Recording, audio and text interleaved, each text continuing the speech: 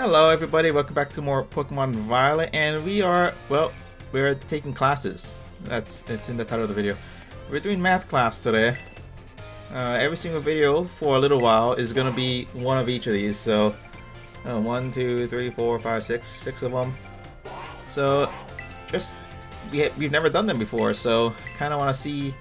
And last time we got, it's kind of not as important as if I learned them when I got access to them, about evolution lines, about shiny rates that a lot of people already know about and stuff, but it's still nice if you've never known about them. So it's not useless information, so that's why I like taking these classes actually. So on the midterm exam, some of you earned perfect scores and others seem to have a bit of trouble, but I can tell that you all tried your best. I'm quite pleased to say that every last one of you passed. I can only assume that this means you have all come to love numbers. Stay sharp and try your best for the rest of my classes too. Speaking of staying sharp, do you know how the word applies to Pokemon battles? That's right, it has to do with stat boost. A Pokemon's stats can rise and fall throughout the course of battle, correct? For example, if a Pokemon uses the move Work Up, its attack and special attack stats will rise by 1 stage each. And, as you may know, each time a Pokemon's attack or special attack rises 1 stage, moves affected by that stat will deal 50% more damage. Oh, okay. Oh, that's the number that you actually get. So that, I know it can be raised 6 times, so it's a 300% increase? I never actually knew the stats between it in this, by the way. That same Pokemon from our previous example were to use Work Up again, both its attack and special attack have risen by 2 stages total. This results in a 100% increase to damage dealt, making its move twice as strong. Swords Dance, on the other hand, boosts attack by 2 stages at once, allowing the Pokemon to deal double damage after just a single use. Using Swords Dance twice would boost the Pokemon's attack stats by 4 stages. How much more damage then would this Pokemon deal? And it would be double. Yes, this question is a tricky one, isn't it? It's 3 times, isn't it? Increased by 50%. So by raising 4 stages would result in a 4 times 50% or 200% increase. The base damage of the move is 100%, so adding 200% to that gives us 300%. In other words, the next move the Pokemon uses will deal triple damage. Type matchups, critical hit damage, and other factors all play into these calculations as well, so even a small boost must be taken seriously.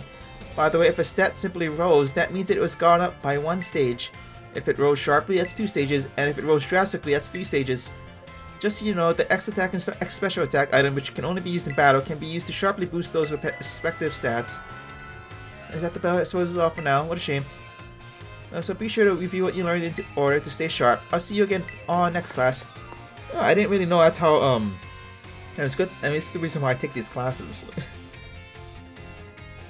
So that's 50%. I was always curious. It was always in the back of my mind how much the numbers would increase by. Because I just know it's very noticeable. Like, one stat boost and it's kind of stupid how big the changes are. Alright, cool. I mean, the only Pokemon I have on my team that even uses them properly is my Vespiquen. Hello everyone, let's have a fun class today. Did you make sure to review last class's material in order to stay sharp? I know it was a little difficult with all that talk of multiplication and percentages and the like, but today we'll be talking about percentages again to learn about probability. That may sound like we're going to have another difficult class, but did you know that all of you already deal with probability on a regular basis? Pokemon moves generally have a property called accuracy, which determines the probability that they will hit. Those probabilities are very inaccurate. That 90% chance doesn't hit 90% of the time, I feel.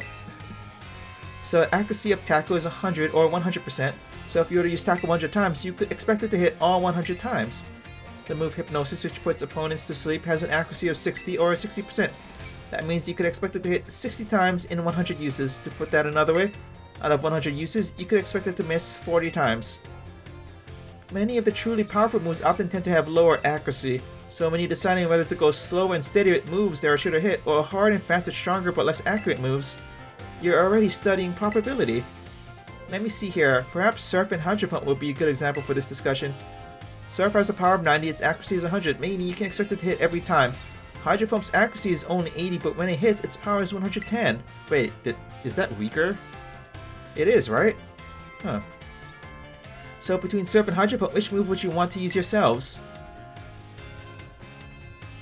I mean, I don't want to miss. I see it's slow and steady wins the race for you, Tails. I may have made it sound like there was a correct answer here, but there's not. You're free to use any move you wish. Factors like PP or number of targets hit may make some moves more suited to certain situations. However, trading accuracy for power or vice versa is purely a matter of preference. This Surf versus Hydro Pump debate has been ongoing for quite some time. Is this an actual ongoing debate in like the competitive scene or something? I feel like that's not the case, because I see people use Hydro Pump all the time. People always trade accuracy for damage, I feel. When it's not that crazy. Whatever. Personally, I'm more invested in debating the Rock-type moves, Rock Slide and Stone Edge. Let me tell you, I could get really worked up talking about those moves, but... Oh my, there's the bell, what a shame. Next class will be the last of our time together, so show up 100% ready to go. I am a fan of Rock Slide in that case. I'm not a fan of... Was it Rock Tomb? I like Rock... I mean, Rock Slide has flinch, right? So... And it hits multiple enemies if it's like a co-op battle or something. Or doubles. Alright. Last math class, and then we have the finals, right? I mean, I wish I had Aerodactyl in the game. He's my favorite Rock Slide user. I just really like Aerodactyl. Hello everyone, I hope we can have fun once again for our last class today. Together. Last time we learned from probability using more accuracy as an example. Probability is quite an interesting subject. Did you know that in a class of 40 students, there is a 90% chance that 2 of them will have the same birthday? What? This is true even despite the fact that there are over 300 days each year. Isn't that remarkable? But let's... What? That... Whatever. Okay. But let's move on to today's topic before we get swept along with probability again. I've been teaching you all how to calculate damage in this class using examples like type matchups, critical hits, stat boosts, and the like. All of these variables are multiplied together to calculate damage dealt to an opponent. However, did you know that there is an even simpler way to increase the damage of your Pokemon's moves? Items? Or just the stat? All you have to do is have your Pokemon use the move it shares a type with. Oh yeah, Stab. If a Rock-type Pokemon uses the Rock-type move, Stone Edge, the move's base power of 100 is multiplied by 1.5 to become 150. Ground and Rock may seem like similar types, but if a Ground-type Pokemon uses Stone Edge, the move's power will remain 100. Super effective moves and critical hits also add multipliers onto this little numerical increase, so it most certainly must not be taken lightly. Let me ask you a question to see if you understand what I'm talking about here. Say you have a move with the power of 100. If a Pokemon that shares a type with this move uses it and hits an opponent that is weak to that type, what happens to that move's power? It's 300, right? You did that calculation all in your head? Well done, Tails. First, use the move that shares a type with its user and multiplies that move's base power of 100 by 1.5, making the power 150. The fact that the opponent is weak to the move's type then doubles that power from 150 to 300. The original power of the move ends up being tripled. Isn't that amazing? What's more, if a Pokemon terastallizes and its Terra type matches one of its original types, then the bonus it gets for using a move of that same type increases from 1.5 to 2.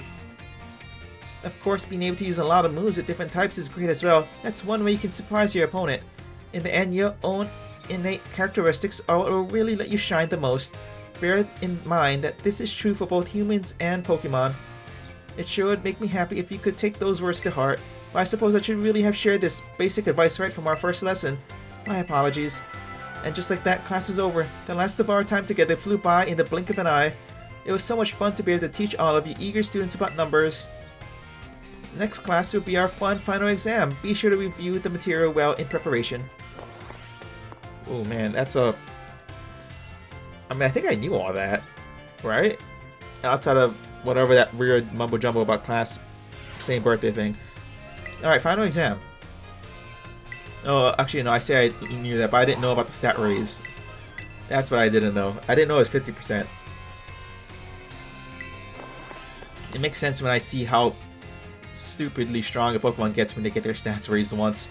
One stat raise and it's like over for my whole team most of the time. It's so bad.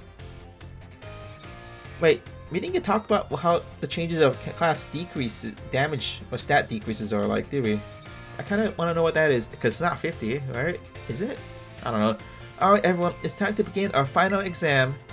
I'm sure the fun experiences you all had in my class will serve you well as you answer. How many Great Balls would you purchase at 3,000 if each one costs 600? That's just 5. Alright? If a wild type Pokemon with the move of 100 lands a critical hit on a grass type Pokemon, what would the move's power be? That's just 50. Under normal conditions, what percent chance does Stone Edge have to land a critical hit? It's 4%? I don't remember because this was from a while ago, that one. If a Pokemon uses Sword Dance twice to boost its attack by 4 stages, how much damage would its physical moves then do? It will do triple damage. Because it's, yeah. If a Rock-type Pokemon whose Terra-type is Rock terastallizes, what would the power of its Rock-type moves be multiplied by? 2. Alright everyone, time is up. Put your hands on your laps now. This test was the culmination of all I taught you, and I'm sure you all did just fine. Do go and ask for your scores at the front desk and then take a nice break. Alright, did I get a good score? I mean, if I got one wrong, oh well. I don't think I got anything wrong though. I wish I would tell you because, yeah. Let's look at your results. You must get 3 questions correct to pass the midterm exam, 4 questions to correct to pass the final exams. Oh, that's a 3? Wait, what? What? What did I get wrong? What did I get wrong? I don't even know which ones I got wrong. Was it like a trick question or something? Right? Like, I feel like I got none of those answers wrong. I don't get it. Alright. Yeah, this is 5. Right? Like, this is just math. How many Great Balls could you purchase at 300 Pokédollars if each one costs 600? That's just 5. The power of 100 lands a critical. Oh, critical. Oh, my bad. I didn't see the critical hit.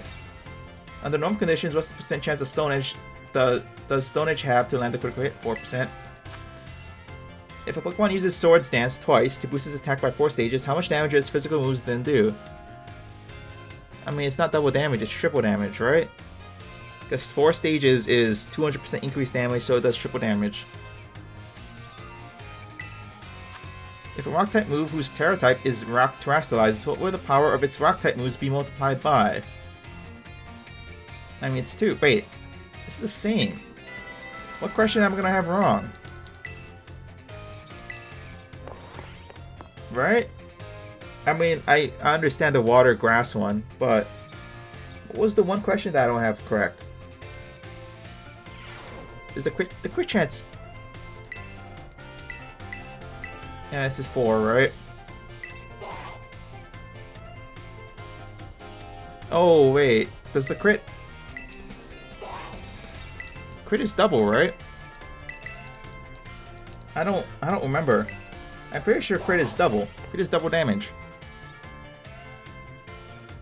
So double damage cut in half is 1. I don't know what I'm getting wrong here, I'll be honest. Is Stone Edge a high crit chance move?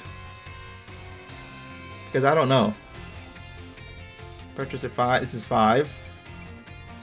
I don't know why. I don't know which one's the trick question here. For Water type move with the power of 100 lands a critical hit on a Grass type Pokemon, what will the move's power be? Right? Is it not? Is it 75? Is it? I mean, I'm just gonna do this.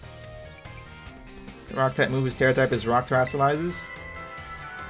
I'm just gonna keep doing this until I get it correct, I guess. Does Stone Edge have a high crit chance? It doesn't, right? I don't think it does.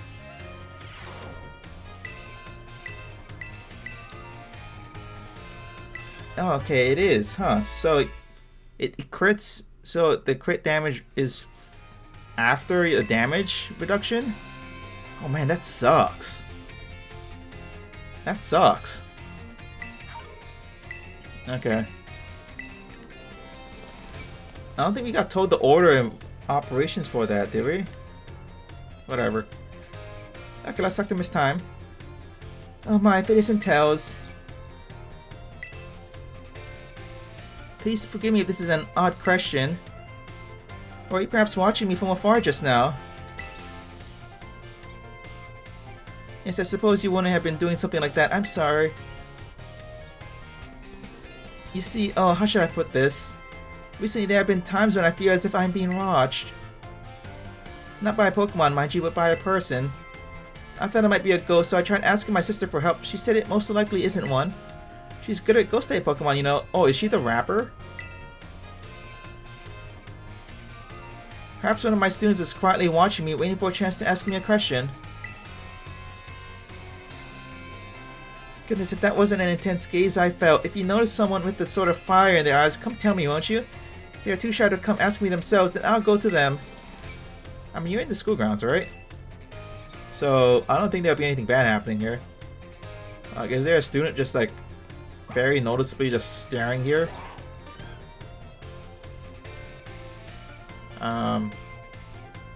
Not really. Like, let me just look around a little bit. Why should I be like a really creepy person? I don't see anyone. The only one I could think of would be like the one right here. But it's not you. And these guys are like having some problems with like their life. It's okay. What's this book sticking up, by the way? No, I'm good, thanks. Oh, hey Tails. Sorry, were you looking for me? I've been away from the Nerf's office lately.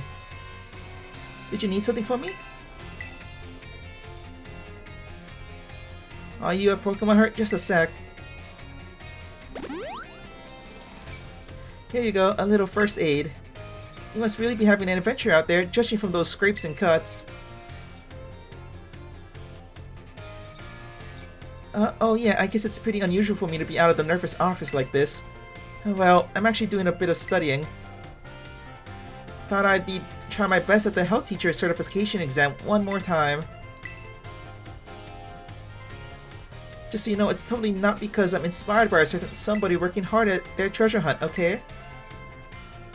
No, maybe I'm just a little bit. So, you know, thanks. Yeah. My break time's almost over.